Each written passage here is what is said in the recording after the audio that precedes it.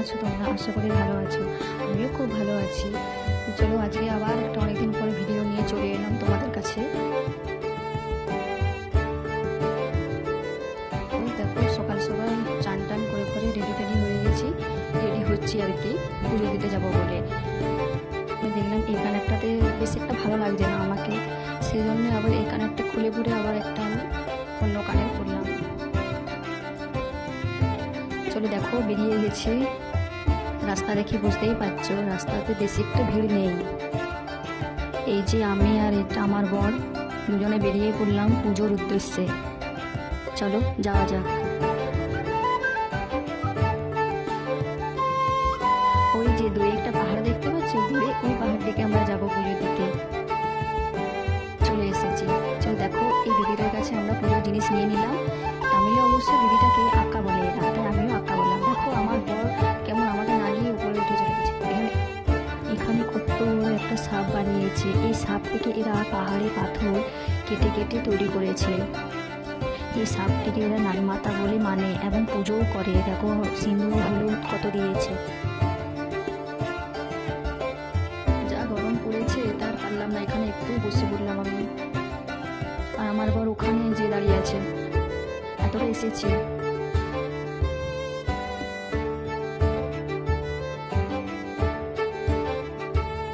আবারও বসে পড়লাম। আমার বর বলছে চলো, আমরা যেতে পারবো না, তুমি চলে যাও।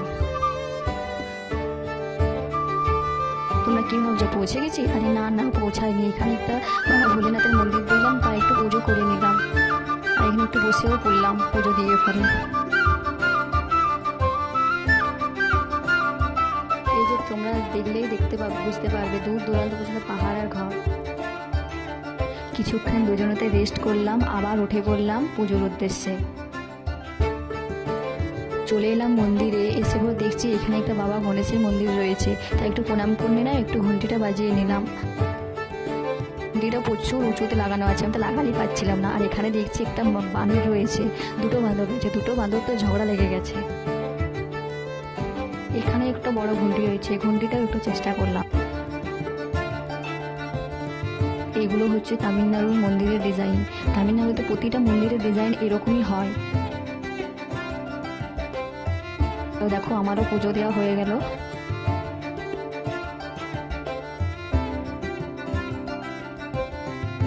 পুজো দিয়ে হয়ে গেল, তো ভাবলাম এখানে অনেকগুলো বাঁদর রয়েছে, বাঁদরগুলো খাইয়ে দিয়েছি। বাঁদরগুলো খাওয়াতে খাওয়াতে আমি আমার বরকে কি বলছিলাম ভুলে গেছি। আর এই দেখো আমার বড় বাঁদরগুলোকে খাওয়াতে ব্যস্ত। এদিকে তো এই বাঁদরটা মানে মিষ্টিটা বলছে নামিয়ে দে, তুই নামিয়ে দে, আর এদিকে এই বাঁদরটা টুক করে এসে নিয়ে চলে গেল। এই বাঁদরটা কি করেছে দেখো। পুজো দিয়ে হয়ে গেল, তো পাহাড়ের ওপরে জুস ছাড়া কিছুই পাওয়া যায়নি, তাই একটু বিস্কুট আর একটু জুস খেয়ে নিলাম। তাই নিচের দিকে আবার চলে গেলাম, ঘর তো যেতে হবে না। আর এই পাহাড়টিতে উঠতে আমাদের মোটামুটি 1 ঘন্টা টাইম লেগেছিল। চললাম এবারে।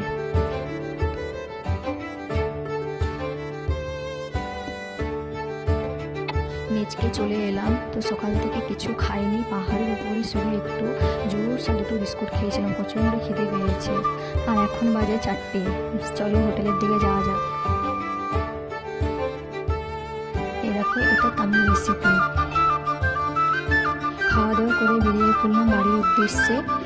খুব টায়ার্ড লাগছে। চলো এখানে ভিডিওটা শেষ করছি। ভিডিওটা যদি ভালো লাগে অবশ্যই লাইক কমেন্ট শেয়ার করবেন।